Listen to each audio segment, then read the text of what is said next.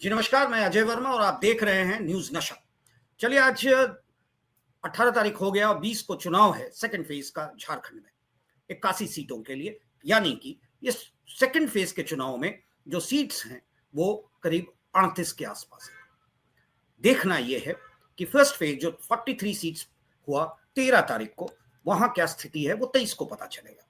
और ये भी 20 वाला चुनाव कैसे 2 दिन के अंदर क्या बदलाव लाता है, क्या होता है क्या नहीं, क्योंकि अब कैंपेन आज शाम 5 बजे खत्म हो जाएगा। उसके बाद डोर टू डोर कैंपेनिंग और तरह से तरह जो लुभावने चीज हैं, नरेटिव्स जो होंगी, वो 1-on-1 एंड इन पर्सन होगा, जो देखा जाता है आमतौर पर। मैं आज हमारे साथ जो गेस्ट हैं संजय समर जी, वरिष्ठ पत्रकार झारखंड से, आज उनसे हम जानना चाहेंगे खास 2 बात।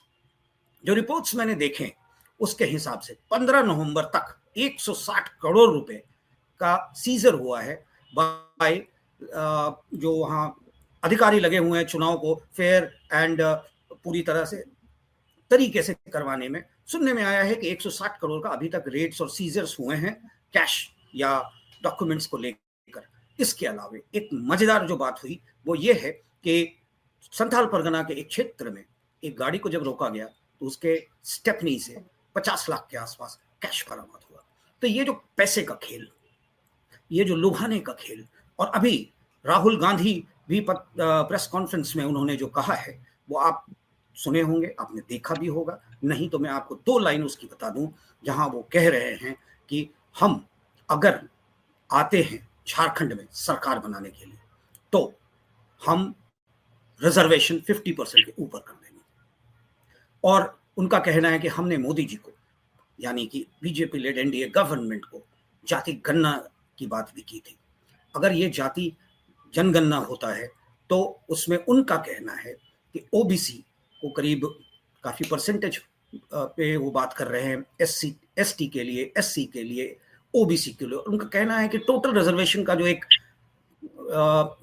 लाइन ड्रॉन है उसको हम 50% के ऊपर करेंगे, यानी कि 50% हर जगह रिजर्वेशन की बात वो कर रहे हैं। क्या ये लुभा पाएगा, या भारतीय जनता पार्टी का जो नारा है कटोगे तो मरोगे, या फिर जो भारतीय जनता पार्टी का मुद्दा है बांग्लादेशी इनफिल्ट्रेशन और पलायन को लेकर, कौन सा मुद्दा इस बार सेकंड फेज में संथाल परगना और कोल्हान में असर दिखाता है, वोटर्स किस पे जाते हैं, ये देखने की बात होगी। तो चलिए हम चलते हैं संजय समर जी के पास। संजय जी नमस्कार, आप जी नमस्ते बताएं, और साथ में आपसे ये भी हम जानना चाहेंगे कि इस दूसरे चरण के चुनाव में कौन सी सीट ऐसी महत्वपूर्ण सीट मानी जा रही है, और कौन कैंडिडेट्स इस बार, कौन से चेहरे बड़े दिख रहे हैं। जी संजय जी। अजय जी, आरक्षण पर जो बात आपने कही, तो आरक्षण की तो समीक्षा होनी चाहिए।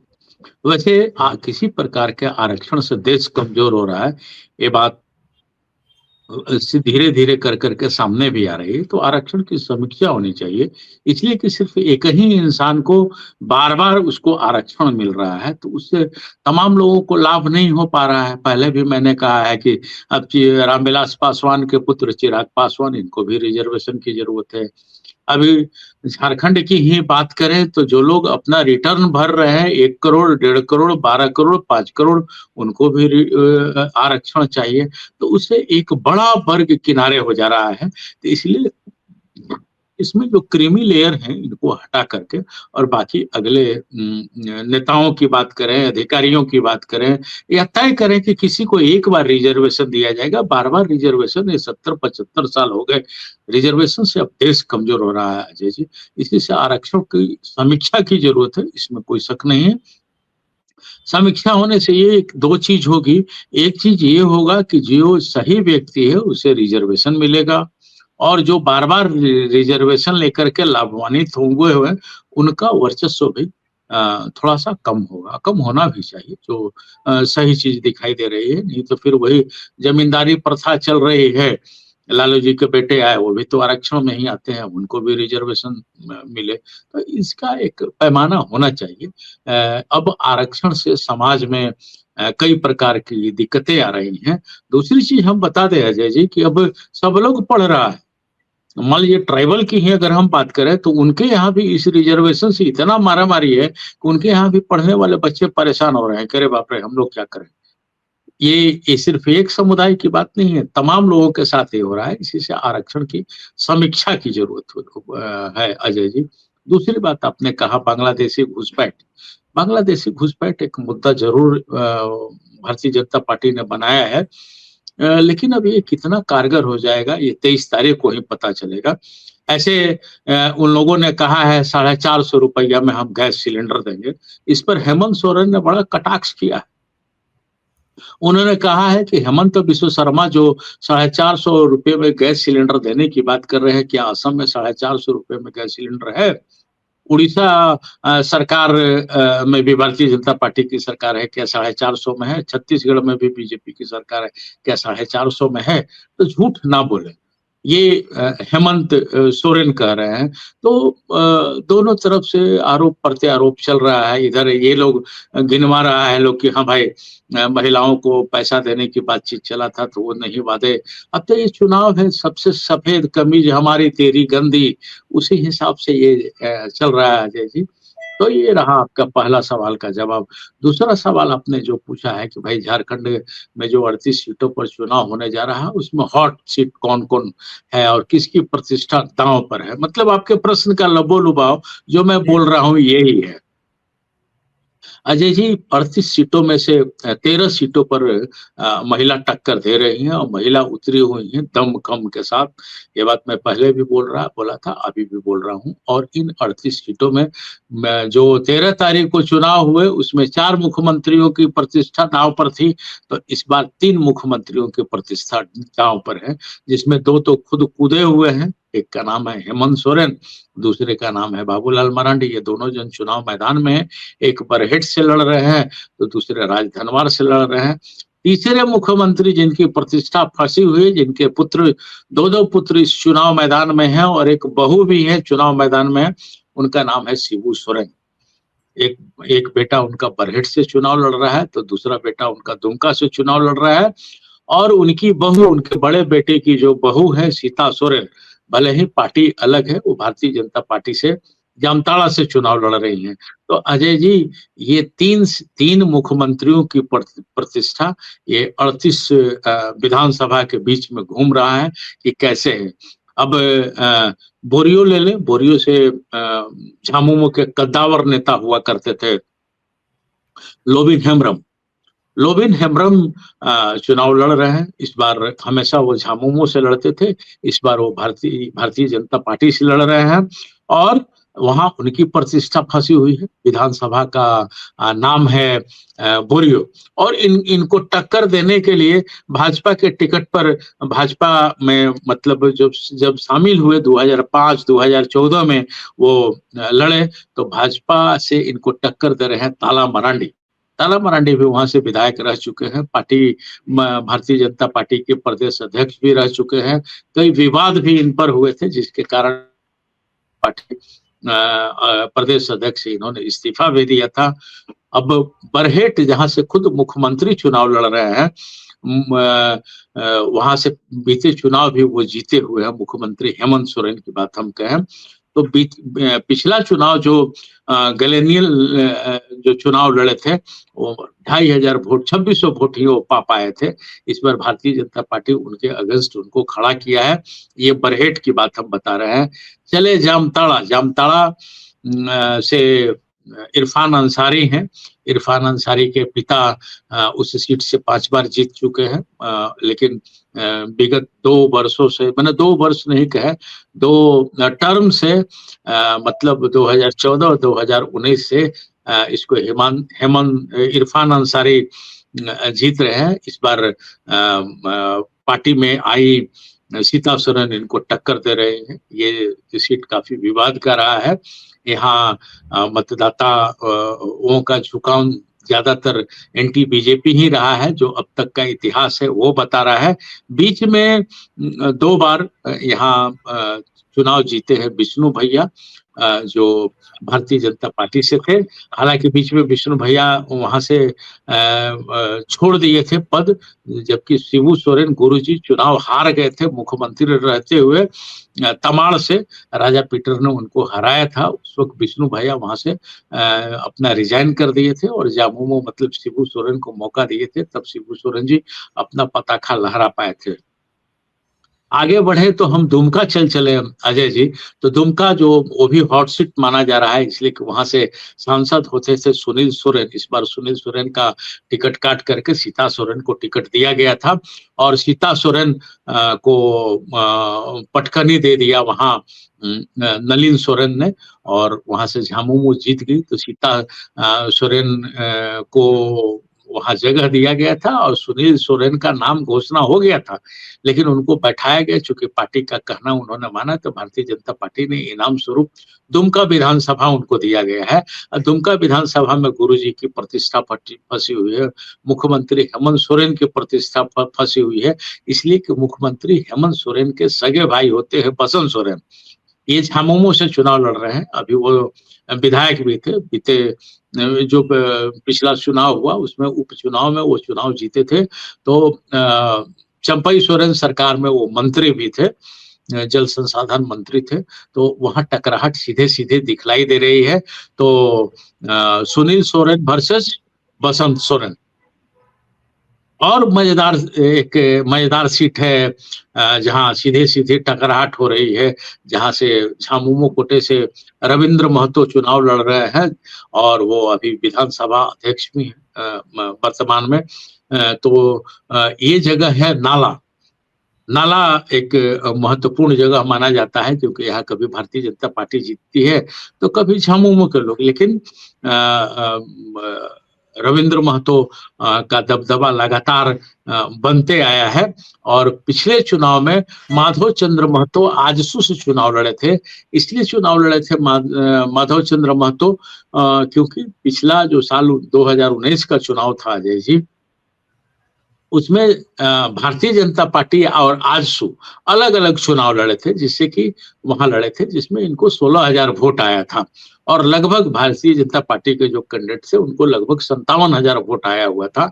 तो दोनों के अलग अलग बिछड़ने के कारण नाला सीट से ये रविंद्रनाथ महतो निकल गए। लेकिन इस बार आजसू गठबंधन में है, तो वहां से आजसू के जो उम्मीदवार थे उसको भारतीय जनता पार्टी ने अपना उम्मीदवार बनाया है। और नया ऐसा लगता है कि ये लोग मिलजुल करके कुछ ये करेंगे, लेकिन वहां भी झामुमो बहुत मजबूत स्थिति में है। लेकिन पार्टी की प्रतिष्ठा झामुमो की वहां भी फंसी हुई है। एक बगोदर जगह होता है जहां से महेंद्र सिंह चुनाव जीतते थे अजय जी। महेंद्र सिंह की हत्या हो जाने के बाद उनके बेटे चुनाव मैदान में आए हैं, और जब से आए हैं एक बार हारे हैं लेकिन जीत ही रहे हैं। और सीपीआई एमएल के उम्मीदवार होते हैं, नाम है विनोद सिंह। तो विनोद सिंह वहां चुनाव लड़ रहे हैं। इस बार महागठबंधन में कम्युनिस्टों को भी इन लोगों ने रखा है। हालांकि कम्युनिस्ट जहां जहां से खड़े हैं, झामुमो कहीं कहीं उम्मीदवार भी दे रखा है। इसी से पूरी तरह से ये इंडिया गठबंधन में शामिल है कि नहीं है खुल करके पता नहीं चल पा रहा है। अजय जी, भाजपा ने वहां नागेंद्र महतो को उतारा है। नागेंद्र महतो भी वहां कद्दावर नेता माने जाते हैं भारतीय जनता पार्टी के। और टकराहट वहां है, चूंकि सीपीआई-एमएल का ये सीट बगोदर सीट बड़ा महत्वपूर्ण सीट होता है और झारखंड में इकलौता झंडा लहराया जाता है। और सबसे असली मैंने जो बढ़िया बात बता दे हम अजय जी, कि जितने तेज महेंद्र सिंह थे विधानसभा सत्र में, सिस्टम के हिसाब से वो बात करते थे, सिस्टम के हिसाब से वो प्रश्न उठाते थे और चलते थे। और महेंद्र सिंह के बिना विधानसभा का सत्र खाली भी मालूम पड़ता था। जब हम लोग कवरेज के लिए जाते थे और महेंद्र सिंह नहीं रहे थे, तो उसके बाद का विधानसभा सत्र हम लोग देखते थे तो उनकी कमी खलती थी। उसी तरह का प्रश्न विनोद सिंह भी उठाते हैं और बड़े काबिल, ईमानदार और व्यवस्थित विधायक हैं, जो उनके बारे में अभी तक जो सूचनाएं मिली है। इसके अलावा एक जगह है धनवार, राज धनवार के नाम से है। इसी क्षेत्र में बाबूलाल मरांडी का घर भी पड़ता है, तीसरी। यहीं से बाबूलाल मरांडी चुनाव लड़ रहे हैं और इनके अगेंस्ट में है राजकुमार यादव जो सीपीआई एमएल से हैं। हालांकि यहाँ पे कैंडिडेट भी उतार दिया गया है, सीपीआई एमएल से राजकुमार यादव को उतारा गया है। तो निजामुद्दीन अंसारी यहाँ से कभी यहाँ का नेतृत्व भी उन्होंने किया है। निजामुद्दीन अंसारी भी चुनाव मैदान में है और इधर से झामुमो भी यहाँ कैंडिडेट दे दिया गया है। ये विषय अभी ये विधानसभा अभी चर्चा का विषय इसलिए भी रहा कि यहाँ से निरंजन राय निर्दलीय चुनाव लड़ रहे थे, लेकिन हेमंत बिस्व शर्मा और गोड्डा सांसद निशिकांत दुबे दोनों जन किसी बहाने से गए और उनको हेलीकॉप्टर में जब बैठा करके ले आए और अमित शाह के सामने उन लोगों ने समर्पण करवा दिया। तो ऐसी उन लोगों की ये धारणा है कि निरंजन राय के हट जाने से बाबूलाल मरांडी के रास्ते बड़े क्लियर हो गए हैं और वो जीत सकते हैं। निरंजन राय भूमिहार जाति से आते हैं, भूमिहारों की संख्या लगभग 30,000 के आसपास है। ऐसे तो ये यादव बहुल इलाका है। अब देखना है कि राजकुमार यादव किस प्रकार से अपने वोटरों को टर्न अप करा सकते हैं या बाबूलाल मरांडी को किस तरह से टक्कर दे सकते हैं। हालांकि निजामुद्दीन अंसारी भी बड़े ही मजबूत कैंडिडेट यहाँ माने जा रहे हैं, लेकिन किसी तरह से भारतीय जनता पार्टी ने निरंजन राय को अपनी तरफ से मिला लिया है। तो अब देखना यह है कि उस जाति के लोग कितना बाबूलाल मरांडी को वोट कर पाते हैं, क्योंकि निरंजन यादव जब चुनाव मैदान में उतरे थे उसके पहले अपने जाति के लोगों से कसम भी खिलवाया था कि वहाँ एक बड़ी देवी है, मामोता शायद नाम है वो देवी माता का, तो मामोता देवी का कसम भी खिलाए थे कि कोई इधर से उधर नहीं होगा। तो उसमें उस कसम का क्या असर पड़ता है चुनाव के दरमियान, तो असर पड़ा नहीं, क्योंकि खुद निरंजन राय ने कसम खिलाया, फिर पलटी भी मार गए हैं। तो ये चर्चा का विषय बना हुआ है। अब हम चले आए गांडे, तो गांडे गुरुजी की भी प्रतिष्ठा फंसी हुई है, हेमंत सोरेन की भी प्रतिष्ठा फंसी हुई है, हेमंत सोरेन के भाई की भी प्रतिष्ठा फंसी हुई है। ये मिला करके देखें तो पूरे झामुमो की प्रतिष्ठा फंसी हुई है, क्योंकि एक बहू झामुमो की कल्पना सोरेन वहीं से चुनाव लड़ रही हैं और उनको टक्कर दे रही है मुनिया देवी उनको टक्कर दे रही है भारतीय जनता पार्टी से। अभी वहां उपचुनाव हुआ था, उसमें कल्पना सोरेन चुनाव जीती थी और फिर वो गांडे को ही उन्होंने पसंद किया है। और कल्पना सोरेन के बारे में पहले भी बताया जा चुका है आपके चैनल के माध्यम से, फिर मैं बता दे रहा हूं कि कल्पना सोरेन अभी झारखंड की लीडरों में मतलब मेल या फीमेल किसी में टॉप 1 में जा रही हैं। और उनकी सभा में जैसे जयप्रकाश नारायण की सभा में लोग सुनने जुटते थे कि किस तरह से बोलती हैं, इनकी आवाज में जादू है, ये हिंदी भी बोलती हैं, तो हिंदी में इनकी अशुद्धियां कम होती हैं। अजय जी, सबसे बड़ी बात यह है, आप भी कहीं यूट्यूब या टीवी में देखते होंगे तो इनकी हिंदी भी खड़ी बोली की हिंदी अच्छी हिंदी है और सेंट्रल यूनिवर्सिटी के प्रोडक्ट है, आर्मी परिवार से आती हैं, इनके पिताजी आर्मी में रहे हुए हैं। तो यहाँ भी टकराहट सीधे सीधे भारतीय जनता पार्टी और झामुमो में है।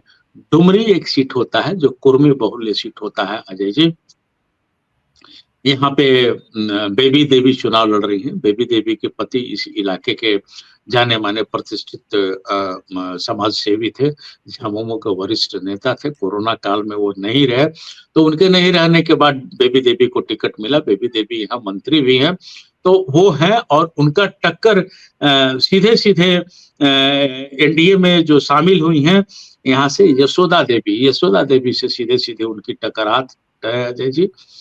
लेकिन यहाँ एक बात और हम बता दें, ये कुर्मी बहुल इलाका है और यहाँ जयराम महतो की पार्टी JLKM जो है वो सारा समीकरण, सारे लोगों का समीकरण बिगाड़ दे रही है। क्योंकि अब इस बार जो चुनाव हो रहा है, चुनाव जो दूसरे दौर का जो चुनाव है, इसमें ज्यादातर जो सीट है वो कुर्मी बहुल इलाका का है और इसमें जयराम महतो जो है उस सबके समीकरणों को बिगाड़ दे रहे हैं। खास करके ज्यादा ठेस या ज्यादा टक्कर चोट वो आजसू को ही दे रहे हैं। आजसू भारतीय जनता पार्टी से जुड़ी हुई है। और आप हमसे जुड़े रहने के लिए सब्सक्राइब करें YouTube पर, फॉलो करें Twitter पर और लाइक करें Facebook पर। और ज्यादा जानकारी के लिए आपको टाइप करना होगा सिर्फ न्यूज़ नशा।